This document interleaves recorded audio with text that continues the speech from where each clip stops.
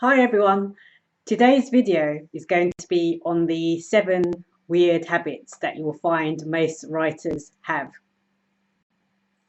So to start off with, most writers have really wild and vivid imaginations.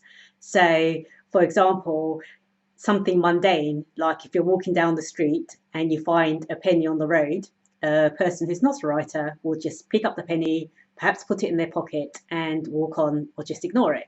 While a writer will think, oh, imagine if a princess dropped the penny and she got kidnapped by a frog and he took her away, and then the imagination goes completely wild over this mundane thing like a penny found on the road. So to a normal person, this obviously sounds a bit weird because that's not likely to happen. How often does a princess leave a penny on the road, and how can she be kidnapped by a frog? So most people find things like that a bit bizarre and a bit weird because they think, well, it's not going to happen. So why think it in the first place? Reason number two, most writers are obsessed about one topic, and that will tend to be the topic that they're writing about. So if you can't have a conversation about that topic, then the writer at that moment in time, or that it could be months or years, they can't actually speak to you about anything else because that's what's going on in their head.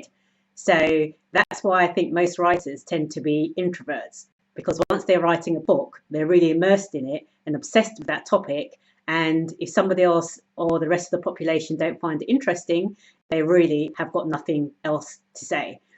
And I think that most people who are not writers also find this a bit odd, because once the writer has written the book about this topic that they've been obsessing about, which may be for a few months or a few weeks or a few years, then they just swiftly move on to another topic. And for most normal people who don't write, you just don't do that. For example, if you're interested in football or if you really like cricket, you like that all the time. You don't switch from one sports to another depending on the season or your mood or what you feel like. So most people find it particularly bizarre that when they talk to an author, they'll always bring up this topic. It could even be something really bizarre, like something to do with sci-fi, and the author just has to talk about it.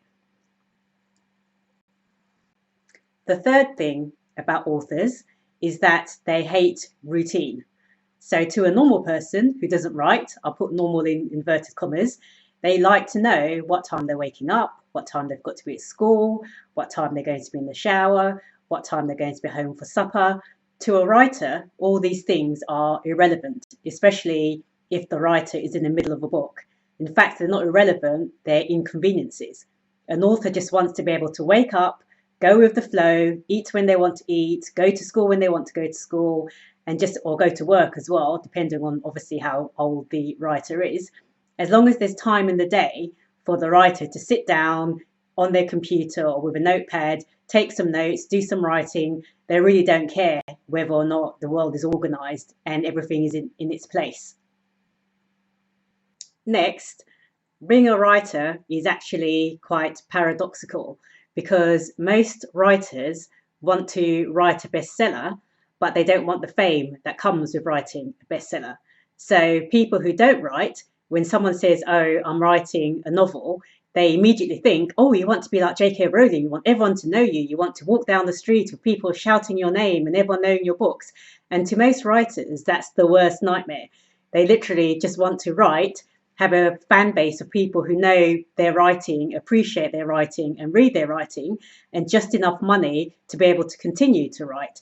So most people who are writers aren't looking to be zillionaires. They're not looking to be the next J.K. Rowling. If that happens, obviously it happens, but it's not the reason why people who are called to write actually want to write. They don't like being in public. Even the writers who are on YouTube, you'll find that most of them find it quite exhausting to do the videos and would prefer not to do the videos.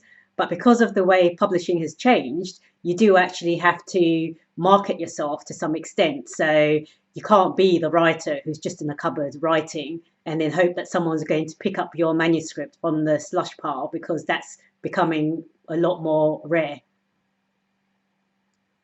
Next, many writers can actually see and hear their characters in their heads.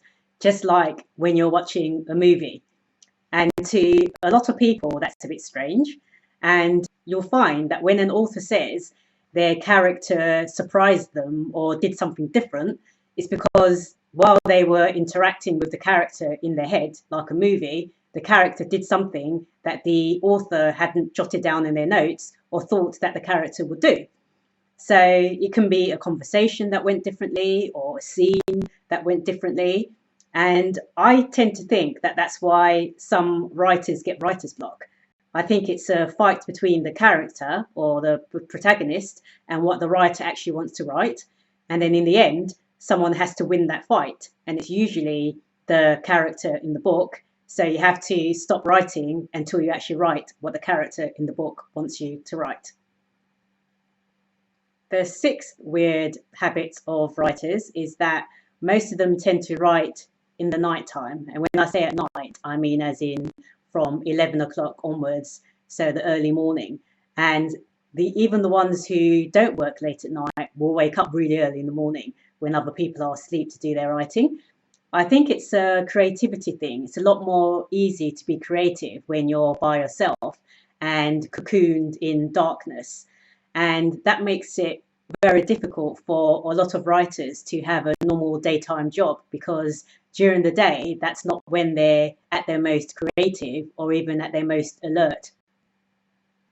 And the seventh and final weird habit that writers have is that they tend to be extremely supportive of other writers, but at the same time, they tend to be very ambitious.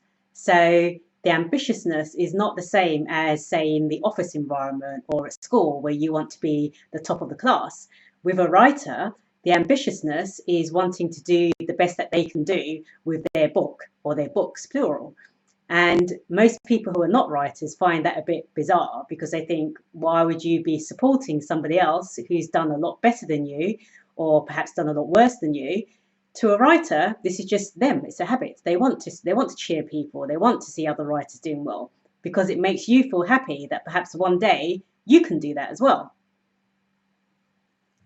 So those are my 7 weird habits that writers have. If you liked this video, don't forget to subscribe, comment and like, and I shall speak to you all next week. Bye.